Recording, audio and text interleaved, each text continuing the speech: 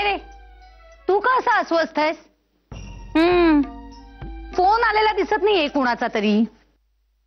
ये ये ये ये आधी तू शांतपणे बस. अरे हो, आधी शांतपणे बस. हो रे सौरभ. रंजू पाणी आण ग. हो हो आणते. हे बस हा आलेच. हो ग. तू ना नुसतं जोश आणल्याचा आव आणतेस सगळा. काही गरज नाहीये, सगळं हळूहळू कर ना. लगेच सगळं धाड धाड धाड धाड सुरू करायचं का? शांत बस, आराम कर. अरे हो हो. सीमा, आता कसं वाटतंय तुला? सौरभ बरोबर गेली होतीस ना रिहर्सलला, आता फ्रेश वाटत असेल ना? हो, खरं सांगू का, थोडंसं थकायला झालंय, पण मनाने एकदम फ्रेश वाटतंय मला. काय या मुलांचा उत्साह. आधीची सगळी मुलं तरुण, त्यात त्यांची ती डान्स रिहर्सल, त्यांच्या डोळ्यातली ती स्वप्न चैतन्य बघून अगदी ताजतवान व्हायला झालं. संगीताने तर जादूच केली हा, खरं सांगते. खरंच आज खूप दिवसांनी तू मला अशी आनंदी दिसतेस. इतकं छान वाटतंय ना. खरं सांगू रंजू, आमच्या लग्नानंतर एक 2-4 दिवसांनीच मार्कंड मला एका ऑपराला घेऊन गेले होते. भाभा थिएटरला होता. ब्रिटनहून कुठला तरी एक मोठा ग्रुप आला होता. वेगळंच विश्व होतं ते. म्हणजे मला त्यातलं फारसं काही कळलं नव्हतं, पण खूप छान. म्हणजे 4 तास मी अक्षरशः मंत्रमुग्ध झाले होते. आणि आज सौरभच्या ग्रुपला पाहिलं ना, तेव्हा मला त्या दिवसाची आठवण झाली. म्हणजे ही मुलं आत्ताच्या काळातलं म्युझिक करतायत, पण तरी सुद्धा त्यांचं एक वेगळंच विश्व आहे. खरं सांगते, मी अगदी अगदी गुंगून गेले होते. खूप बरं वाटलं. त्या दिवसाची पुन्हा एकदा आठवण झाली. मार्कंडची आठवण झाली. खूप.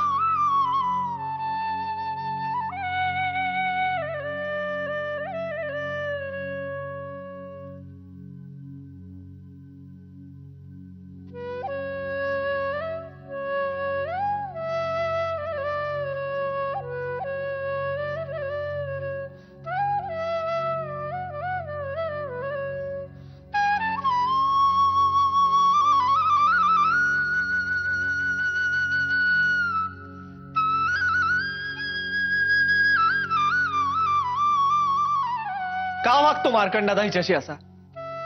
यांचा संसार किती सुखाचा झाला असता. तो मोठा असला ना तरी कधी कधी वाटतं तिची कॉलर धरावी. सौर्या,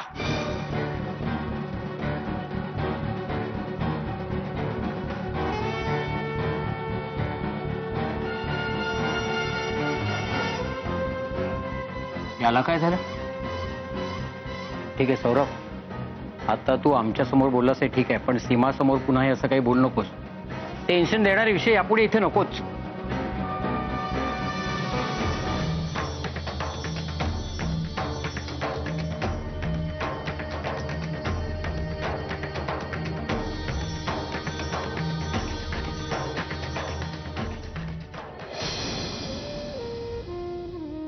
आई, अगं असं काय बघतेस माझ्याकडे? काही नाही. तुला कसला त्रास नाहीये ना त्या घरात? नाही. म्हणजे याला त्रास म्हणू की काय माहित नाही मला, पण अगं आई, त्या घरातल्या बायका आहेत ना, स्वतःला सतत स्वयंपाकघरात गुंतवून ठेवतात. आणि मी पण तिकडे असावं अशी त्यांची इच्छा असते. मला ना जाम बोर होतं, वैताग येतो. आणि हे सगळं कोणामुळे होतं? तर सीमा वहिनींमुळे. पण केदार आहेत ना पूर्णपणे तुझ्या बाजूनी. हो, पण सीमा वहिनींना काही बोललेलं त्यांना अजिबात आवडत नाही. 2 महिने कळसोस. 7वा महिना लागला की लगेच इकडे घेऊन येते. मग बघू हळूहळू काय करायचं ते. आत्ता राधाही तिथे नाहीये. सगळी सूत्र तुझ्या हातात कशी येतील याचा प्रयत्न कर, नाहीतर आयुष्यभर त्या सीमाच्या तालावर नाचत बसावं लागेल तुला. आणि त्या सीमाचं महत्व त्या घरातलं कमी कर.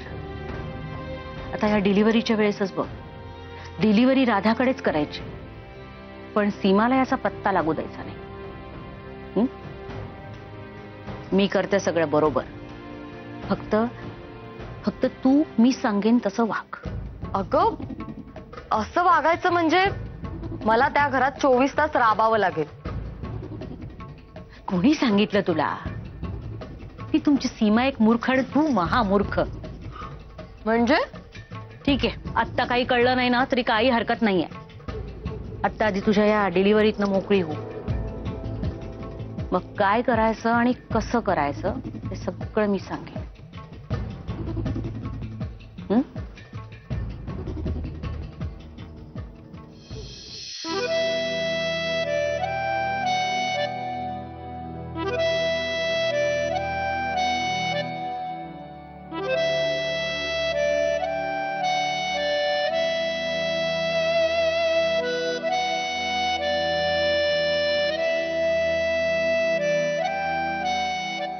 मला कुठे काय फरक पडतोय? कोणाची आठवण काढत मला उदास बसलेलं पाहिलंयस का तू? मला खरंच नाही फरक पडत. आज तोडून बोललो तुला, तिरकस. सीमा वहिनीला सांभाळण्यासाठी शूरवीरासारखं बोललो, पण आता कासा विसवायला झालं. तू रागवली नाहीस ना? मला माहितीये तू नाही रागवणार. खूप समजूतदार आहेस, पण तरी मला सॉरी म्हणायचंय तुला. I am really sorry. बिलकुल नाही. तुम्हाला सॉरी म्हणण्याची अजिबात गरज नाहीये, कारण तू मला का बोललायस ते मला पूर्ण ठाऊक आहे. सीमा वहिनींसाठी तू तुझ्या मनावर दगड ठेवलायस, तिच्यासाठी तू मला लागेल असं बोललास. नेव्हर माइंड, मी रागवले नाहीये. उलट आपण जास्त जवळ आलोय, कारण आपण सीमा वहिनींना दिलेला शब्द पाळतोय. I love you Radha. Love you Saurabh, love you so much.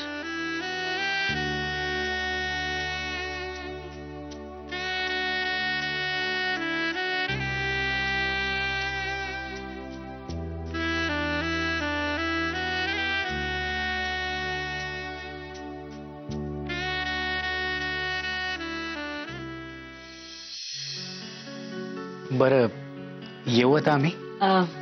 मी काय म्हणत होते, आज गार्गी इथे राहिली तर नाही का चालणार? जरासे लाड करायचे होते लेकीचे. गार्गीला इथे एकटं सोडणं रिस्की आहे. उगाच काहीतरी उलट सुलट बडबड करेल.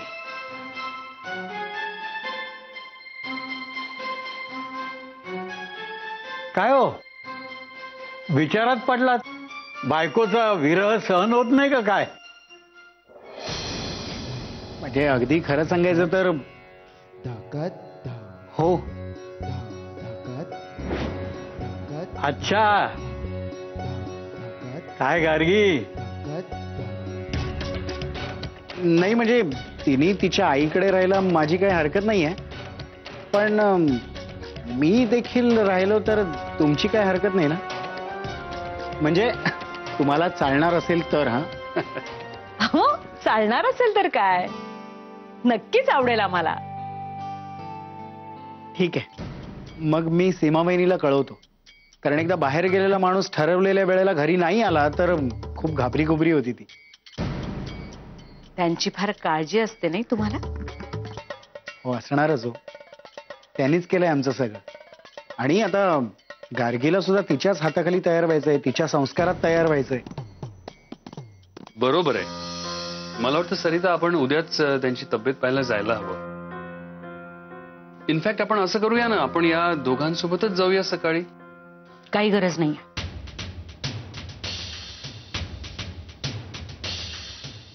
नाही केदार, म्हणजे तुम्ही रागावू नका. कसं आहे ना, आधीच खूप अपमान झालाय हो आमचा तिथे. आता आम्ही परत तिथे आलो, त्यांना भेटलो तर पुन्हा कसलाही तमाशा व्हायला नको, म्हणून मी म्हटलं. आणि खरं सांगू का, सीमाताईंनी खूप केलंय तुमच्यासाठी, तुमच्या घरासाठी. खूप वर्ष केलंय. आता खरं तर त्यांनी त्यांच्या तब्येतीची काळजी घ्यायला हवी, थोडासा आराम करायला हवा. धाकट्या जावेवर सगळं टाकून स्वतः निवांत व्हायला हवं, हो की नाही? आणि मार्कंडही इथे नसतात, त्यामुळे घरातले करते तुम्हीच आहात केदार, नाही का? आणि सीमाताईंची तब्येत सुधारावी असं जर तुम्हाला वाटत असेल तर तुम्ही स्वतः पुढाकार घेऊन घरातली सगळी सूत्र स्वतःच्या हातात घ्यायला हवीत आणि गार्गी आहेच की तुमच्या सोबतीला, ती सगळी मदत करेल तुम्हाला. हे बघ, काही असलं सरिता तरी आपण त्यांना भेटायला जायलाच हवं. अगं आजारी माणसांची कसले आले ठेवे जावे. हो खरंय, अगदी मला देखील तसंच वाटतं. म्हणजे सीमावहिनीशी तुम्ही जुळवून घेणं हे गार्गीच्या दृष्टीने पण बरं पडेल. काय आता सीमावहिनीला गार्गीचाच आधार आहे.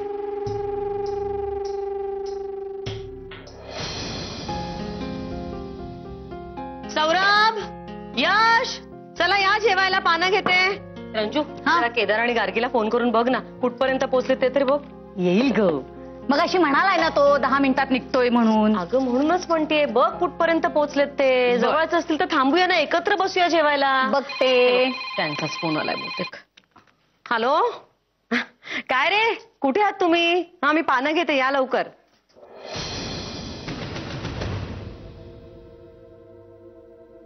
काय?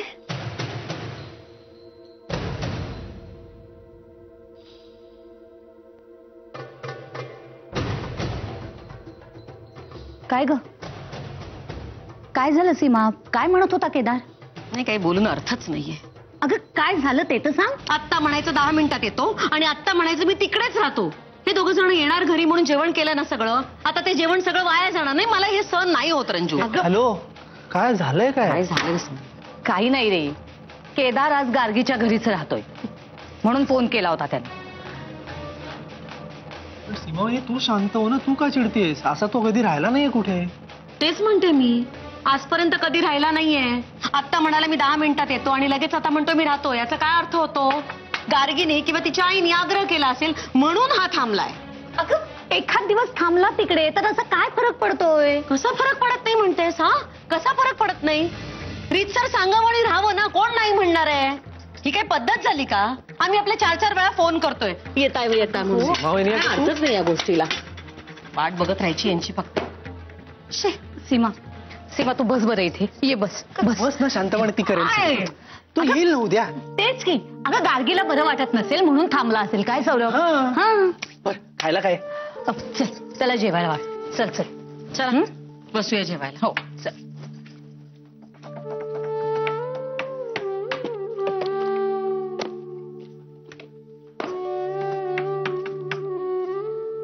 यशवंत भाऊ, अहो जरा विचार करा तुम्ही.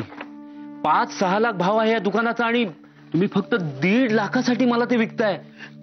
अख्या आतापर्यंत 10 वेळा बोललायस तू हे. अरे मला काय आनंद होतोय काय माझं दुकान विकायला? हा, पण येळेला मला गरज असताना तू उभे केलेस ना 1.5 लाख रुपये, ते माझ्यासाठी फार मोठे आहे.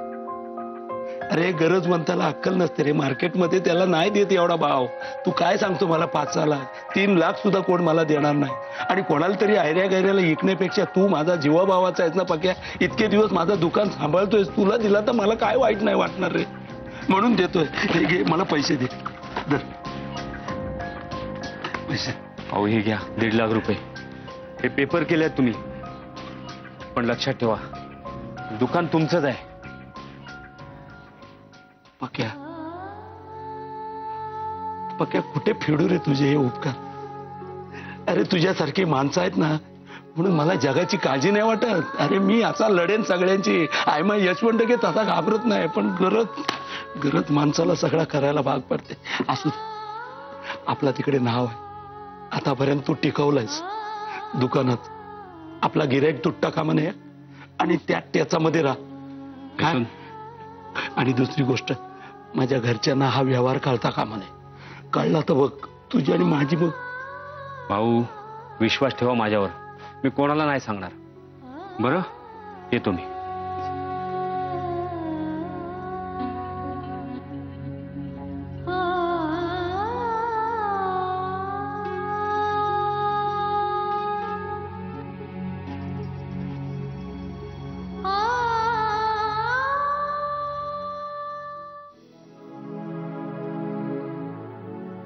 चहा द्या. शेवटी मी स्वतः करून घेतला चहा. काय उपयोगाचे नाही काय.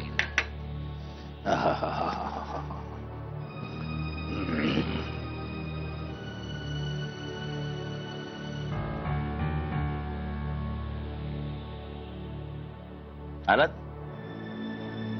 बघा, चहा प्यायला आला असशील. पंचमीने हाकललं वाटतं.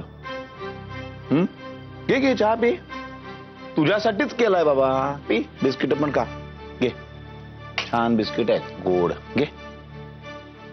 काल तुला एवढंच सांगितलं मी, त्या मार्कंडला फोन लाव, ख्याली खुशाली विचार. जो ढग्याकडे गेलास तो गायबच झालास. तू आलाच नाहीस परत. फोन केला मी, त्याच्या बायकोने घेतला. ती जे काय म्हणाली ना ते ऐकून बावचळले. काय बावचळलं, काय झालं? ती म्हणाली मार्कंडचा आणि तिचा घटस्फोट झालाय, 1 महिना उलटून गेला आणि तो राहत नाही तिच्या बरोबर. असं कसं होईल? सीमा मला म्हणाली, तो म्हणाला की गेल्या महिन्यात त्यानं मुलगा झाला.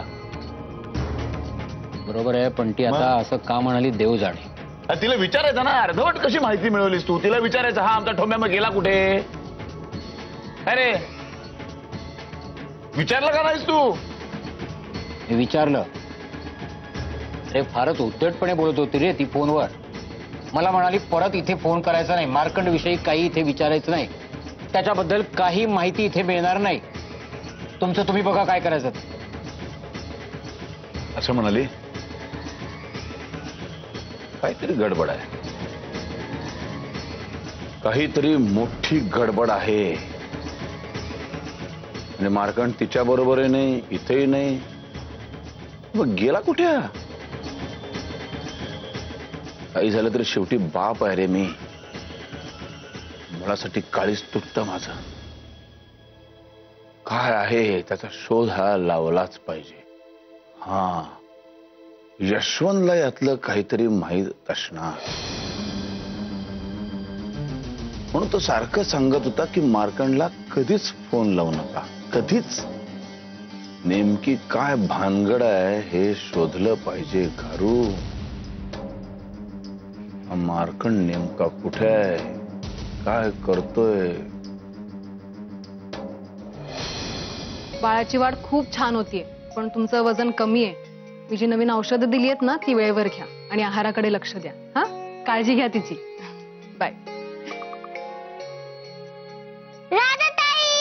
अरे कुठे गेली होतीस? बाहेर एकटी? नाही, बुनबुन ताई बरोबर. जुई, बुनबुन ताई नाही म्हणायचं. सॉरी. बरं मला सांग, कुठे गेली होतीस बाहेर? आपल्या हॉस्पिटल समोर एक बाग आहे ना, तिकडे गेली होती. अरे वा, आणि काय केलंस तिथे?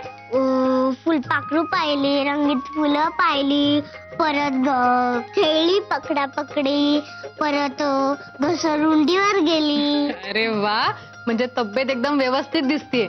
मग उद्या आश्रमात जायचं ना? नाही नाही, मला अगं शाळा मिस होतीये, मैत्रिणी वाट बघतायत तुझी. नाही, मला नाही जायचं, मला तुझ्याजवळ जायचं. नाही जायचं मला. शांत हो, शांत हो, आपण बघू काय करायचं.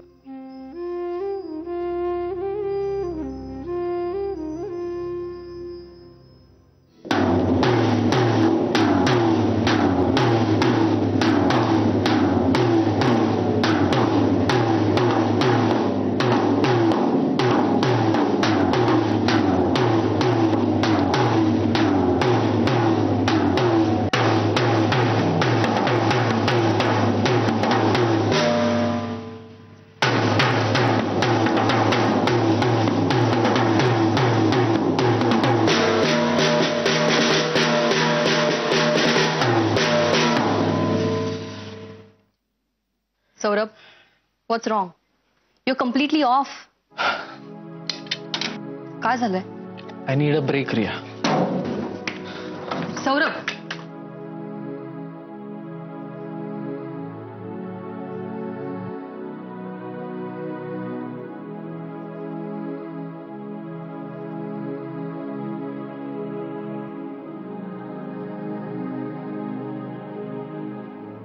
what's wrong, Saurabh?